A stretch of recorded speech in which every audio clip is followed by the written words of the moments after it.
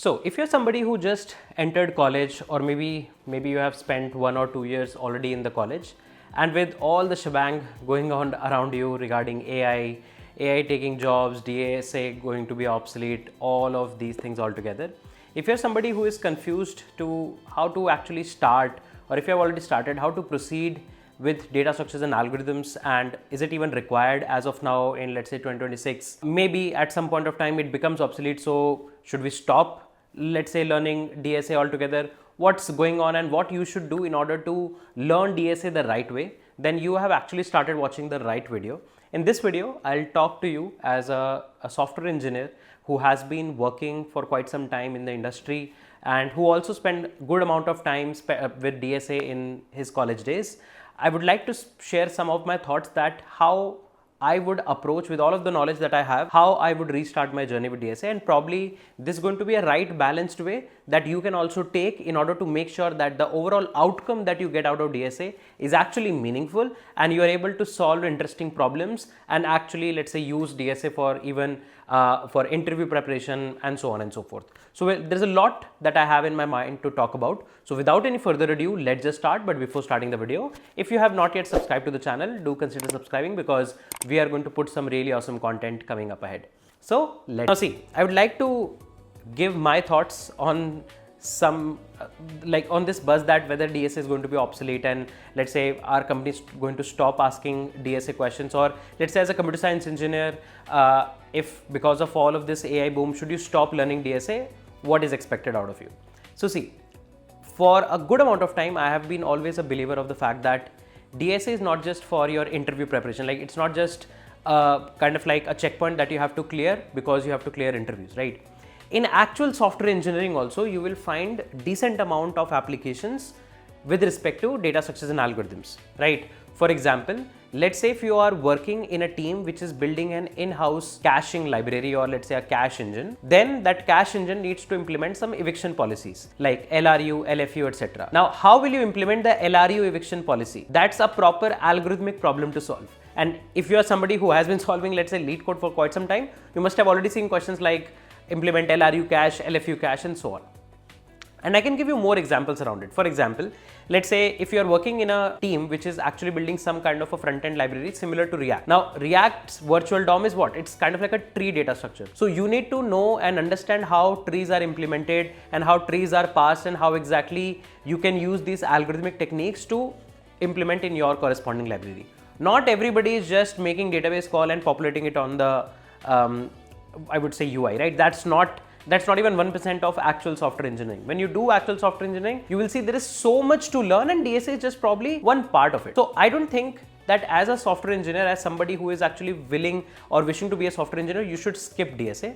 Data structures and algorithms is one of the most important computer science fundamental that is actually used in a lot of development related concepts. For example, in the course at AlgoCamp, there's a lot of discussion that happens around, let's say, caches, and generally we also make sure that we put the relevance of data structures and algorithms whenever required. For example, this example of LRU cache, like you can actually try to implement LRU cache yourself. And even for learning, let's say, some design patterns, let's say strategy pattern, LRU cache, LFU cache, these kind of problems are very good ways to actually practice something like a strategy design pattern as well, right? So overall, even if you are learning development, data structures and algorithm is going to be very useful. Plus, as of now in 2026 February, companies have not stopped asking data structures and algorithmic questions. They might have reduced the round, but it's not gone. So if it's not gone, you cannot escape it. And at this point of time, if you cannot escape it, better learn it.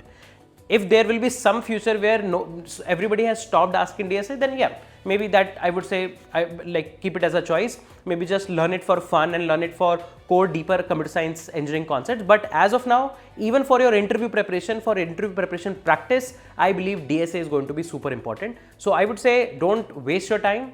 Keep learning DSA because that is still going to be relevant even if it's going to be stopped being asked in interview, I would say, round. So see, if you are somebody who is starting to learn DSA, I have kind of like 5 pointers that everybody should keep in mind while moving forward in their DSA journey. The first point is, I think picking languages like Python, Java, or for a lot of people maybe C++ as well, would be a good choice to start with. Why?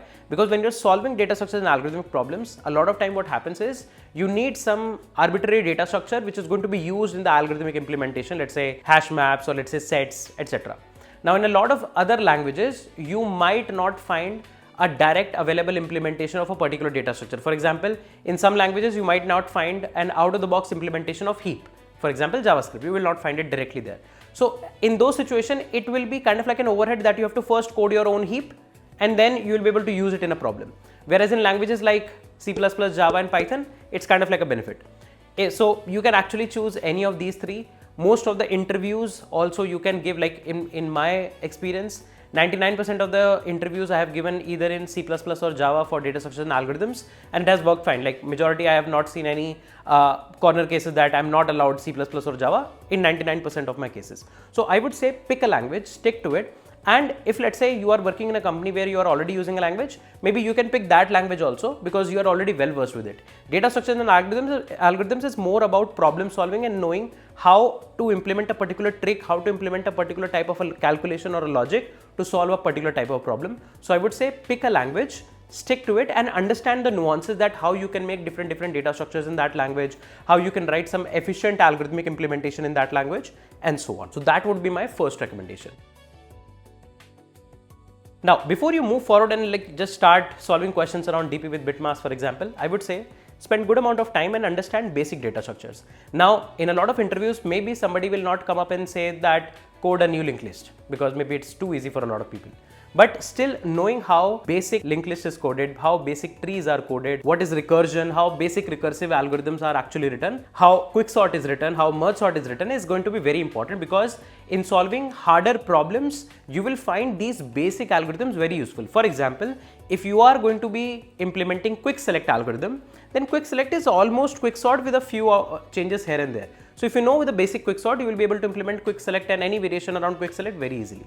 If let's say you are solving a problem where you have to use a doubly linked list, and let's say in your language you do not have doubly linked list out of the box available, then knowing the basic implementation of doubly linked list is going to be very helpful to you, right? For example, in case of JavaScript. So know the basic data structures very well. They might seem very easy to a lot of people, but they actually form the foundations. And to be very honest, if I see with respect to development, the basic data structures are a lot more used. For example, if you see basic queues, you will find queues being used in a lot of development situations where whenever you need to have a queuing infrastructure, you have FIFO queues, like Amazon SQS is some level of a FIFO queue. So these basic data structures are more, I would say, frequently used in development scenarios. So knowing them in depth is going to help you a lot in getting your CS fundamentals well, and also eventually apply it in dev, and also it is going to help you to solve harder problems more easily. Now see, once your basic DSA is sorted, I would say don't just start solving questions like randomly. Understand one fact, that in data structures and algorithm, things are more like maths. Why? For example, let's say if you remember your class 10th mathematics, let's say in the chapter of trigonometry, it was not like every question was new in the case of trigonometry. There were like 13-14 type of tricks that you were kind of like applying to an equation and you were eventually solving it, right? Same thing is there with DSA. In DSA, there is a lot of patterns, right? And with one pattern, you will be able to easily solve like 10 or 20 odd questions, right? For example, DP with bitmask is a pattern. You need to know how to observe where probably you will be able to apply DP with bitmask. If you are intuitively able to arrive at a conclusion that you can apply DP with bitmask, there is a good chance you will be able to apply. You need to see, let's say, min-max problems that are solved using binary search. So if you are able to intuitively find the pattern of min-max, there is a good chance binary search will be able to technically solve it. 2 pointers, right? Or let's say BFS related, matrix BFS related problems and so on. So there is a lots and lots of patterns, and with each pattern you can solve 10-20 questions easily. And you don't need to solve all. If you are able to solve 3 to 4 to 5 good, meaningful, impactful problems based on each pattern, then you don't need to solve more, because you will be able to arrive at a situation where if a question is given to you, you will be able to intuitively think that probably a pattern that I have already solved is going to be applied here. In some cases, there are some problems which are kind of like very new, and even the algorithm looks like more like a trick. So there are corner cases, there are special cases.